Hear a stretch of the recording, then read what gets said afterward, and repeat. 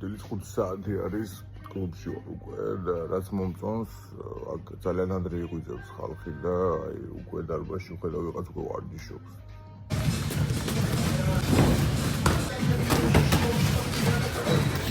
ეს არის მეორე ჯგუფი, პროფესიონალებთან გადაღება აკრძალულია, ამიტომ სამწუხაროდ სპარინგებს მათთან ვერ დავდები.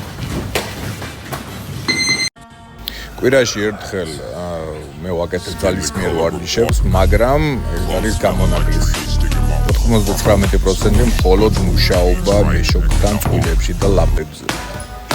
ასევე მაიკის მიდგომა მომწონს ერთი და იგივე ვიმეორებ უამრავჯერ, სანამ სწორად აღგზნობს, სანამ ბოლომდე მოძრაობას არ გავიგებ. დამთავრდა დილის ვარჯიში, ახლა არის მხოლოდ 8 საათი. 1 საათი მაქსიმალურ ტემპში ვაკეთებდით ერთი და იგივე კომბინაციას, მარცხენა პირდაპირ, მარჯვენა პირდაპირ, აპერკოტი, ღვიძლი, მარჯვენა ბაკალავი, მარცხენა ხუკი, საიდსტეპი, მარჯვენა კროსი. 1 საათი.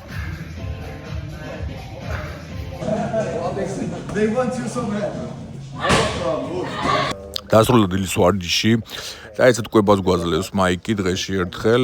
დიდი მადლობა რომ ესე ზრუნავ ჩვენზე მაიკ. მინდა ეს ბიჭი აი ვაჩვენო და აღვნიშნო კიდევაც ერთხელ. უბრალოდ საუბრობდით რომ სადღაც ფული არ ყოფნისო საჭმელი ვიყიდო, სადღაც დღეში ერთხელ ვჭართ ამ შიერი ვრჩებით და ჭამდა ტიპი რა და გაყო საჭმელი 2-ზე, მოიტანა თებში და მომცა მე. ძალიან გამიხარდა, აი პირველ რიგში მაგარი ადამიანია.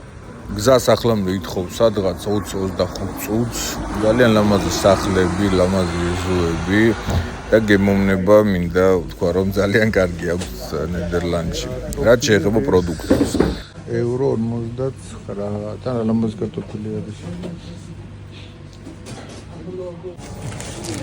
შენ პროდუქტების სუმკა. არის Walmart-ი. ხორცი ღირს იგივე როგორც საქართველოში, კვერცხი უფრო იაფი, კარტოფილი დაახლოებით იგივე თანხა ღირს. ანუ სადღაც უფრო სიძვირე ჯამში ხო 1-20% ვიტყოდი. მაგრამ მაგასთან ერთად მინდა აღვნიშნო რომ ხელფასები არის 5-ჯერ უფრო მაღალი. საშუალო ხელფასებზე არის საუბარი. ჩემი პროდუქტების სუმკა, ღამე ვჭამ ლიმონს და ისედაც მევასება, ეგ ნოსტალგია საქართველოს. საქართველოზე მაგიტო ვიყიდე, სტაფილო, ყავა ვიყიდე, ესეთ რაღაცები ვიყიდე, რაც სახში სხვა ბიჭები შეჭამენ. რადგანაც მეც რაღაცებს ვიღებ და დავისთავად ყველაფერი საერთოდ და ზმურად გვაქვს. ვაშლები, ესეთი ხლებცები, კლეჩატკა და ძალიან ბევრი კვერცხი არ მოჭამს, აი გამოვაჩენ. უცხო სისტემა არის ზუსტად 1 საათი ვამუშავებთ ერთი და იგივე კომბინაციას. სპარინგები ტარდება 4-შაბათი და კვირა, ტარდება 4-შაბათი საათნახევარი, შეუჩერებელი სპარინგები 100%-ით ყველა უნდა იმუშაოს, ესე ითხოვს მაიკი და შაბათს არის 1 საათიანი. ეგ გამოდის საათნახევარი, გამოდის 21-დან 23 რაუნდამდე. წარმოიდგინეთ ახლა სახე გამოძრო, მაგრამ მაიკი ამბობს, თუ 23 რაუნდს გაუკაჩაო, 3 რაუნდზე უკვე აღარ გექნება შეკითხვები.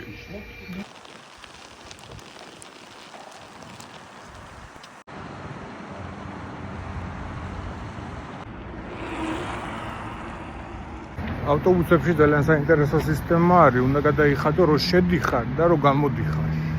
თუ რომ გამოდიხარ, არიხდი, მაშინ წაგართმევს მაქსიმალურად დიდ თანხას, ანუ ყველაზე გრძელი გზის დაითვლის.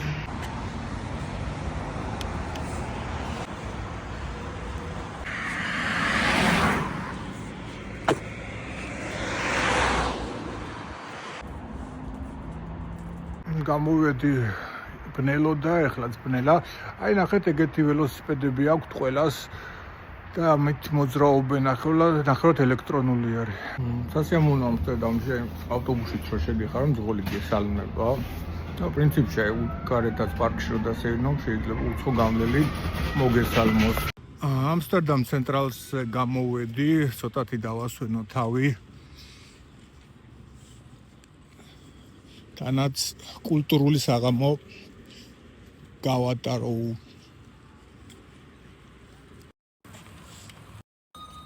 უბრალოდ რო გაჩვენოთ რაოდენობა ველოსიპედისტების უფრო მეტი ველოსიპედზე არის ვიდრე ფეხით.